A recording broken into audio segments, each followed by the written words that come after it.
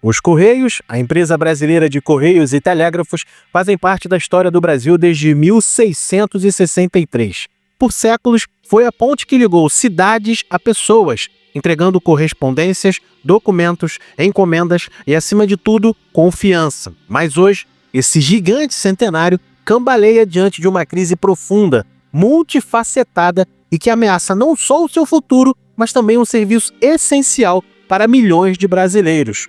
Hoje a gente vai dar uma olhada sobre a crise dos Correios, um gigante em perigo. A crise nos Correios se arrasta por décadas. É um problema que nunca foi resolvido até hoje. Estamos em 2025. É importante destacar que a crise nos Correios não é resultado de um único governo ou de uma administração isolada. É uma crise silenciosa e que se arrasta há décadas.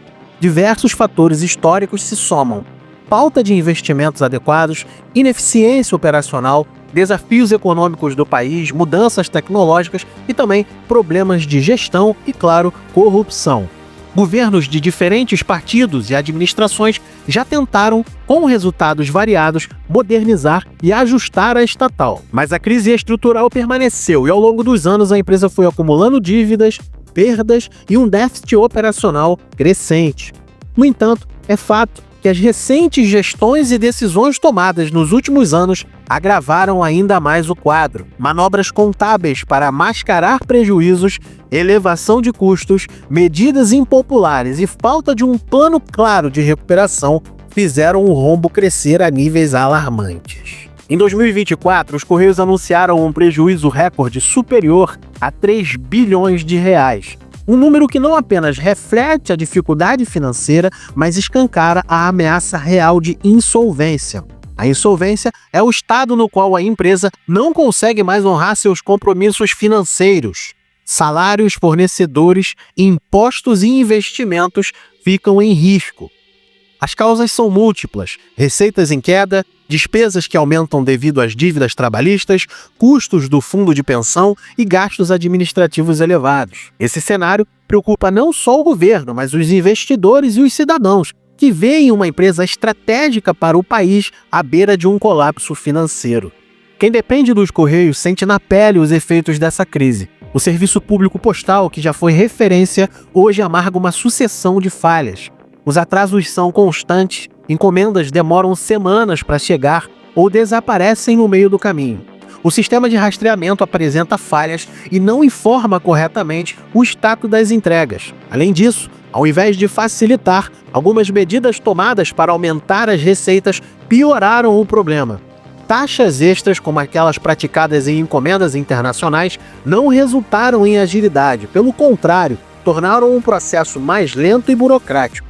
Essa situação gerou uma insatisfação crescente entre os consumidores e as empresas. Muitos passaram a buscar alternativas privadas, pagando às vezes um pouco a mais, porém garantindo segurança e rapidez. Esse talvez seja um dos grandes desafios atuais dos Correios: a concorrência, que até pouco tempo atrás era praticamente inexistente. Hoje, temos grandes marketplaces que possuem a sua própria logística, como o Mercado Livre, Shopee, Amazon e tantas outras. Um dos pontos mais controversos também foi a taxação de 20% sobre as compras internacionais de baixo valor, a famosa taxa das blusinhas.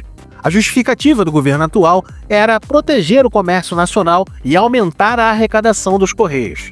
Só que na prática, essa taxa afastou os consumidores brasileiros do mercado externo. Muitas pessoas desistiram de comprar produtos do exterior, considerando os custos altos e o risco de atrasos. O impacto para os Correios foi duplo.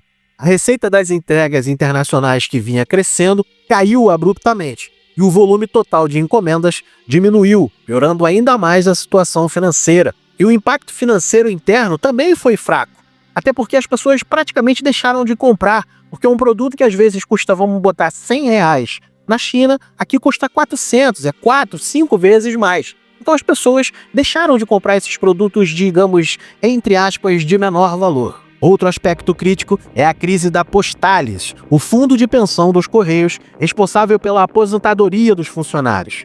O déficit do fundo é bilionário e obriga a empresa a destinar enormes quantias para cobrir essa lacuna. Somente em 2024 foram repassados mais de 7 bilhões para tentar equilibrar as contas. Esse peso financeiro é um dos maiores desafios para a recuperação da estatal, pois limita recursos para a modernização e melhoria nos serviços. Sem um plano robusto e uma solução definitiva para o fundo, o problema seguirá afetando os Correios pelos próximos anos. A crise dos Correios não está limitada apenas às finanças e serviços. A estrutura física, o patrimônio da empresa também está ameaçado.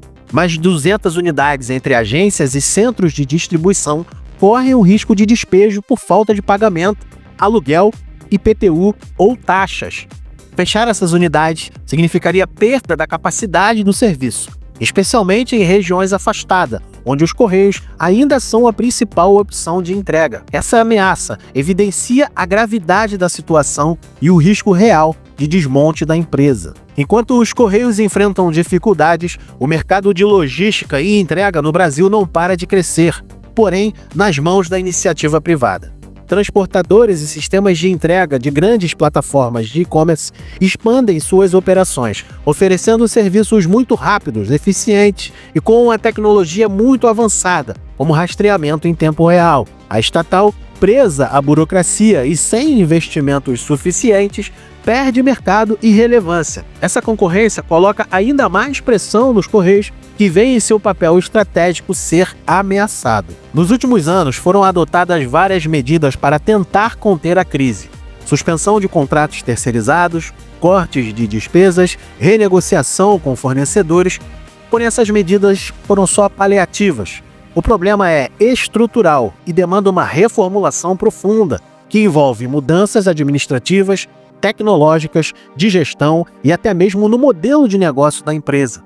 Sem isso, a crise continuará e poderá culminar com a falência ou privatização da estatal. Essa, por sua vez, talvez seja a solução para muitos dos investidores e até da população como um todo, a privatização. Todos parecem que clamam por isso. Mas será que é o melhor cenário? Isso precisaria de um estudo muito aprofundado. Para buscar uma saída, os Correios têm apostado na diversificação de negócios. A empresa quer entrar em áreas como conectividade digital, serviços financeiros, marketplace e até meios de pagamento. Esses setores são promissores e podem garantir novas fontes de receita. No entanto, o desafio é grande, exige investimentos volumosos, mudança cultural e agilidade, coisas difíceis para uma estatal tradicional. A crise dos Correios não está isenta de controvérsias políticas. Apesar de se arrastar por décadas, a situação atual acendeu debates sobre o futuro da estatal. Alguns, como eu mencionei, defendem a privatização como única saída para salvar a empresa e garantir a qualidade no serviço. Outros, no entanto, alertam para os riscos sociais, considerando o papel dos Correios em regiões remotas e na inclusão digital do país. Enquanto isso, o governo tenta equilibrar interesses e evitar o colapso imediato. Parece que não está dando muito certo.